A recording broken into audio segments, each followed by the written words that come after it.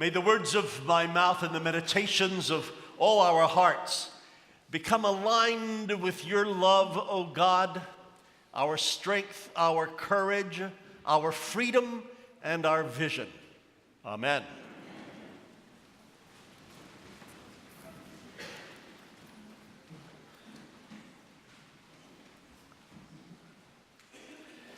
We'll get back to those wonderful, lengthy, dramatic readings in just a moment.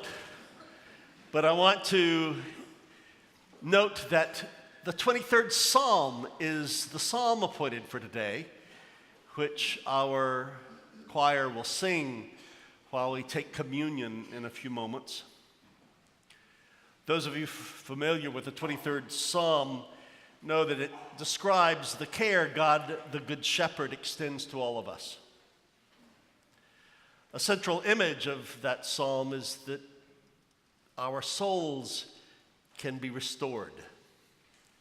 God restoreth my soul. And the instruments in the 23rd Psalm for restoring our souls include being led to lie down in green pastures, being led by still waters, and into paths of righteousness. That Hebrew word translated righteousness can also be translated aligned with God's love. Restoring our souls includes constant divine companionship, even when our paths must walk through the valley of the shadow of death, even when we need a table prepared in the presence of our enemies. Let me remind all of us what we're speaking of when we speak about the soul. That great Irish Celtic poet I love to read, John O'Donoghue, said that our soul is an infinite energy at the heart of our lives. In soulful living, we know that we are no longer alone, nor are we at the mercy of our own frailty and limitation. Awakening to your soul, you begin to learn another way of being in the world. The old barriers no longer confine you. The old wounds no longer name you. The old fears no longer claim you. When we connect with our soul, we realize that we are not our biographies. All of our old barriers and wounds and fears are still present: death, fear, adversaries, enemies. But in a much weakened state than we earlier thought, because we discover that there's something infinitely stronger inside each one of us and inside every other human being. That is the core of the human, the soul, the core self that dovetails into the infinite. As the first letter of John says, the one who is within you is greater than the one who is in the world. So one of the secrets to life is to acknowledge that regardless of how badly we may think of ourselves or of another person, there is a wholesomeness in us that no one has ever been able to damage. It's intact right this moment. There is this inner sanctuary, that core place in all of us, which has never been touched by abuse, insult, or violation. O'Donoghue, who is a philosopher, often quoted Meister Eckhart, the 13th century mystic, who said, "There's a place in the soul that neither time nor flesh nor no created thing can ever touch." O'Donoghue said, if you cash that out, what it means is that your identity is not equivalent to your biography, and that there is a place in you where you have never been wounded, where there is still a sureness in you, where there's a seamlessness in you, and where there is a confidence and tranquility inside you. And the intention of prayer and spirituality and love and justice work and working for nonviolence is to visit that inner sanctuary. Desmond Tutu calls this the divine goodness that abides alive in every human being, no matter what that person has done. So, acknowledging the power and wonder of the soul, it is clear from Psalm 23 that the soul can become tired. The soul can be surrounded by death and fear and adversity and enemies, and that the soul needs to be restored from time to time. It is also very possible for you and me to fall out of touch with our soul. So this first reading that we had and the gospel show us that not only can our souls be restored, but our souls actually have vision. They have a particular sight. There's such a thing as soul sight or soul perception. Soul sight looks not upon the outward appearances, but upon the human heart. That first lesson shows us that more than God calling the prepared, God prepares the called. God looks upon our hearts and asks us to use this vision of our souls and asks us to step up, and that God will infuse us with the Spirit to do what God calls us to do. This soul sight is called discernment, and when we're not in touch with the vision that comes from our hearts and souls, then we are blind. Our perceptions are as clouded as a shaken up snow globe. And we need to have that vision, that ability to discern, to have it restored. God restoreth my soul. Now, our world this morning needs for you and me to see with restored souls, to have restored soul vision. Everywhere we turn, from the violence in Syria, the former Soviet Union, the Middle East, to our own American culture of guns and torture and militarism, to discrimination against people of color, against women, against members of the LGBT community, to the problems of global warming, to poverty and economic injustice, and on and on. Our world needs you and me to see and to solve with the vision that comes from restored souls. It's been said that the distinction between conservatives and liberals is this: conservatives do the old thing with the old mind, and liberals do a new thing with the old mind.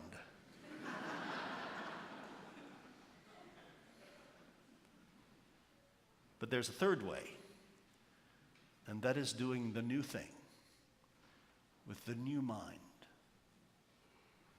Richard Rohr writes that only the third way deserves to be called authentic religion. The other two stances often avoid what is called transformation and transformational living. The new mind, Rohr says, could be called the contemplative mind. The new thing that we are called to do with this new mind is always love. But at ever deeper levels, what was originally just thought of as prayer was actually an attempt to change your thinking cap. Not to change God's mind, but to change your mind and look out at reality from a different pair of eyes. But because the word prayer became cheapened into getting up a laundry list of things you wanted God to do, Richard Rohr says that now we are called to use this word contemplation to describe this new mind or this alternative consciousness, what we've been referring to as mindfulness during Lent. And the single most precise way to describe this mind is that it sees things in a both-and way, in a non-dual way, which is precisely why Rohr says holy people can love their enemies, can overlook offenses, can see things as paradoxical without giving up their reason. Without the contemplative mind, almost all major religious doctrines and dogmas are just silly nonsense. And worse, they are not even helpful to humanity, much less God, and certainly not to the world.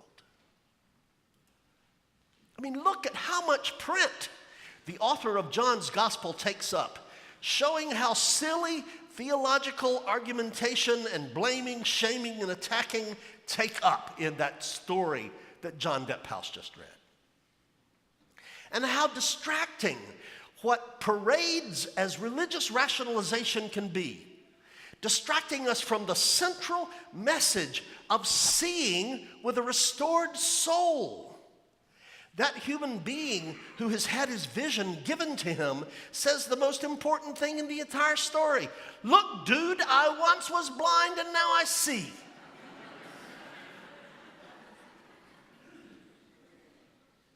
And Jesus says, quit this silly religiosity of yours and find out what we really are called to do, and that is to heal people. To turn our own vision on and to help wake up the world. When I read those words from Richard Rohr about this new mind we're given in a restored soul, that it sees things in a both-and way, which is why holy people can love enemies and overlook offenses and see things as paradoxical without giving up their reason. I thought of the recent inspiring visit of Brian Stevenson. If you haven't gone to our YouTube channel and seen Brian's presentation at the Rector's Forum 3 weeks ago, please do so. Here's a person with soul vision, the vision of a restored soul. Here's someone who graduated from Harvard Law, who could have put out his shingle and made gazillions of dollars on Wall Street, and he goes back home to Montgomery, Alabama, and lives to represent poor people in the courts of law and to try to get people off the death penalty. And to show you the kind of new mind he has, this non-dual, non-blaming mind. He says the opposite of poverty is not wealth. The opposite of poverty is justice. Do you see how all-encompassing that move makes with a new mind? We have Paul Caldwell here working this weekend with our teenage choir, writing this anthem that they sang just a few moments ago, dedicated to Nelson Mandela and de Klerk,